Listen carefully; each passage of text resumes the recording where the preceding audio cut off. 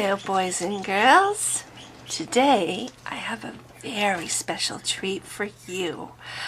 I have another story from the Bible. This story is especially misunderstood by many, but if you happen to have the Holy Spirit in your heart, you will see God's goodness and mercy and love manifested through this little tale. However, parents, I do have to recommend that you shoo the little ones from the room, because most likely you would consider this story rated PG-13. Okay, this story is about Elisha.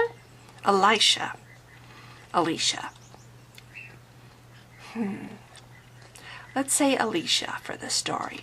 And the bears. Okay, you ready? I'll settle down for the story. Oh, I forgot to tell you one exciting thing about this particular presentation.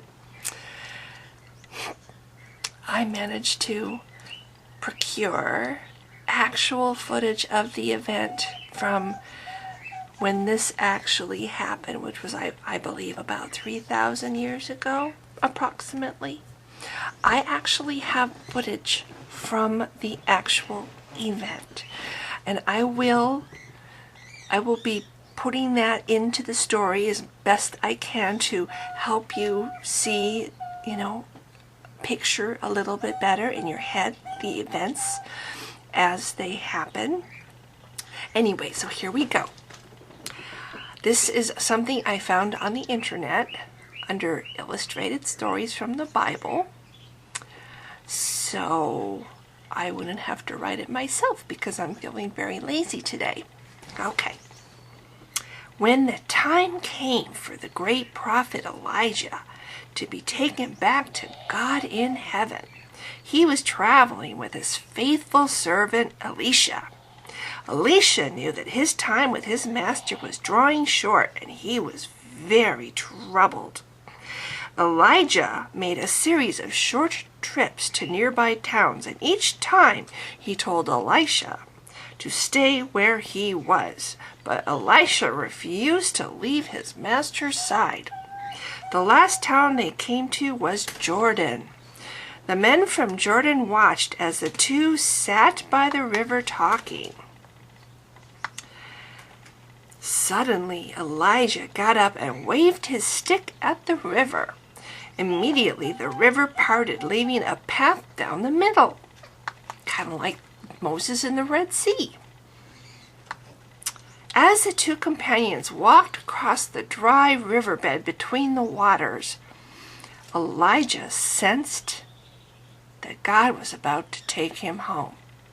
He told Elisha to make a wish, and Elisha surprised him by asking to be given 2 times the spirit of his great master. Elijah warned him that this was asking for a very difficult and wonderful thing, but he told Elisha that if he saw his master being taken up into heaven, his wish would be granted. Just then, a chariot of fire appeared. Can you imagine that? The power of God is just amazing.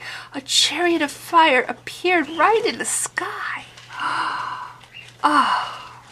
And Elisha looked on in amazement as his great master was taken up into the sky, riding the chariot, which was drawn by horses of fire. Isn't this just amazing? Wow. As he watched, Elijah disappeared into a whirlwind that took him right to heaven. Elisha realized what was happening. The promise was going to be fulfilled.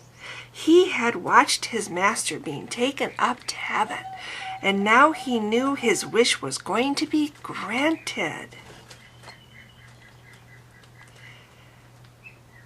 Elisha was sad to be alone, but he was anxiously awaiting the fulfillment of his master's promise. Just then, a strange and awesome power came came, and he was transformed into the great new prophet of God, with an unbelievably 2 times the spirit of the great Elijah. Wow, you can just imagine. I wonder if he glowed in the dark at this point. Okay, the first thing Elisha did was to part the waters on his own to show the crowd that he was indeed the new prophet of God. Then, shortly afterward, he made his way to the nearby city of Bethel. As Elisha approached the city, he found some children gaily playing in the sunshine. Isn't that sweet? Okay, now at this point, we're going to have a video in so you can see Elisha as he's approaching Bethel.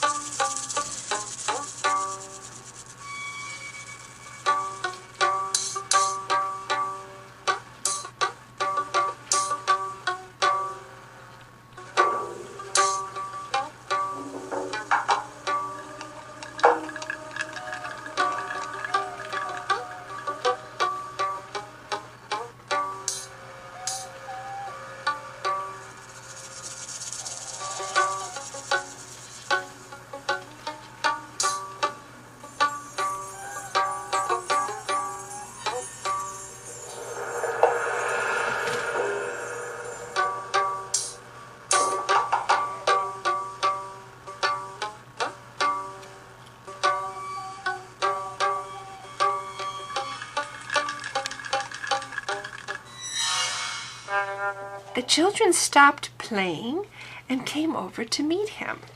They had heard some rumors about Elijah's disappearance into the sky and wondered if this was supposed to be the new prophet of God. As Elisha got closer, the little children could see that he was not a very impressive man, and what's more, he was bald. They started making fun of Elisha, calling him baldy and shiny head. They even asked if he was going to disappear into the sky like they heard Elijah had done. Elisha didn't like this one bit. Can you imagine the nerve of those children to say that to a great prophet of God?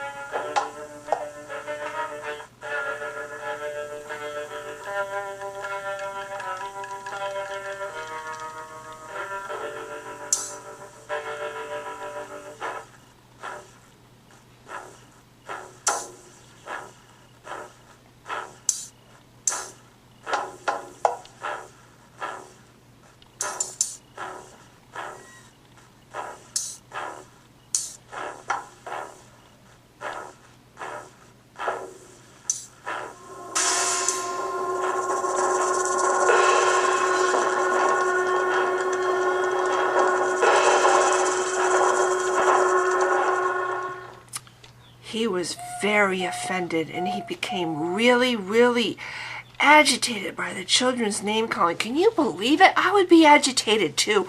I mean, this is like the worst imaginable thing anybody could ever do, and especially to a prophet of God. His brow furrowed. He gritted his teeth, and finally, in his great anger, he summoned up all the massive amount of spirit that God had bestowed upon him. Yeah.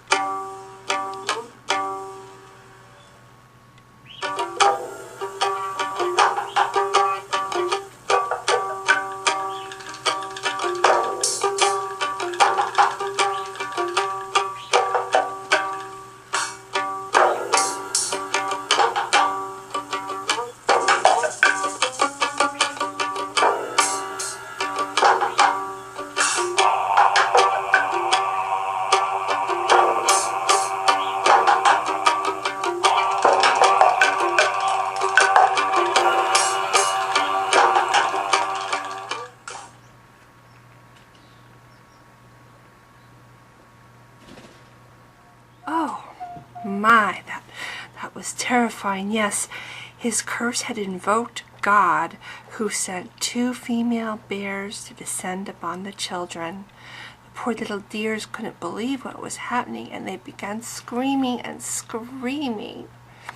Well, the bears slashed at them with their bloody claws and sank their massive teeth into their skin, and there was blood everywhere.